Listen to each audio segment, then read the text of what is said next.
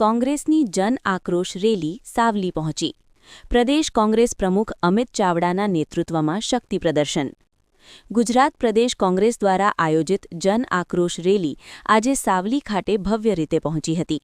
પ્રદેશ કોંગ્રેસ પ્રમુખ અમિત ચાવડાએ સાવલીના મહાદેવ મંદિરે દર્શન કરી રેલીનો શુભ આરંભ કર્યો હતો. ત્યારબાદ તેમણે દેશના લોખંડ પુરુષ સરદાર વલ્લભભાઈ પટેલને પુષ્પાંજલિ અર્પણ કરી શ્રદ્ધાંજલિ આપી હતી. આ રેલીના ભાગરૂપે મંજુસર ખાતે કામદારો સાથે સંવાદ કાર્યક્રમ યોજાયો હતો, જેના ઔદ્યોગિક વિસ્તારના કામદારોના પ્રશ્નો, મુશ્કેલીઓ અને હક અંગે ખુલ્લી ચર્ચા કરવામાં આવી હતી.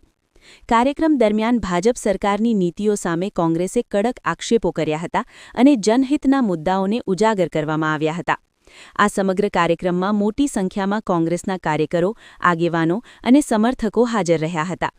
રેલી દરમિયાન નારાબાજી અને ઉત્સાહભર્યા માહોલ વચ્ચે સાવલી વિસ્તારમાં રાજકીય ગરમાવો જોવા મળ્યો હતો. રિપોર્ટર કિરણસિંહ સોલંકી, ડેસર. આજે જનાક્રોશ યાત્રાના બીજા ચરણમાં યાત્રા સાવલી શહેરમાં પિનાથ મહાદેવના દર્શન કરીને યાત્રાની શરૂ કરી છે. તમામ ગામોમાં ખૂબ ઉમળકાભેર લોકોએ સ્વાગત કર્યું. આજે મંજુસર જીઆઈડીસી ખાતે કામદારો સાથે સંવાદ કર્યો છે. અહીંયા કામદારો ખૂબ તકલીફમાં છે. એમણે એમની પીડા, દર્દ, તકલીફ, જે સમસ્યાઓ છે એ અહીંયા રજૂ કરી કે કામદારોને 8 કલાક કામનો કાયદો છે, પણ કંપનીઓ દ્વારા જબરજસ્તી 12 કલાકથી વધારે કામ કરાવવામાં આવે છે અને પૂરતા પ્રમાણમાં એને કોઈપણ જાતનો પગાર નથી મળતો. ફિક્સ પગારને કોન્ટ્રાક્ટથી એનું શોષણ થઈ રહ્યું છે. વારંવાર કંપનીઓમાં મોટા સલામતીમાંની કોઈ વ્યવહાર નથી.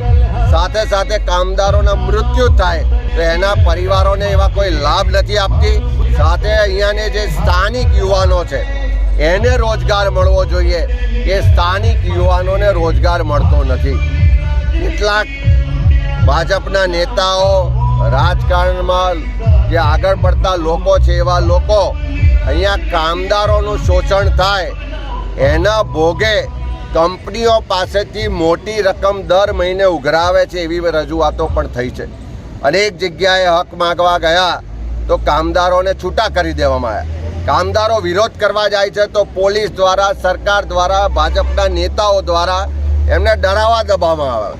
એટલે આખા ગુજરાતમાં જે કામદાર વિરોધી સરકાર છે, કામદારોના હક અધિકાર છીનવી રહી છે, એની વિરુદ્ધના કાયદા બનાવી રહી છે, એ તમામ સામે આ યાત્રા દરમિયાન અવાજ ઉઠાયો.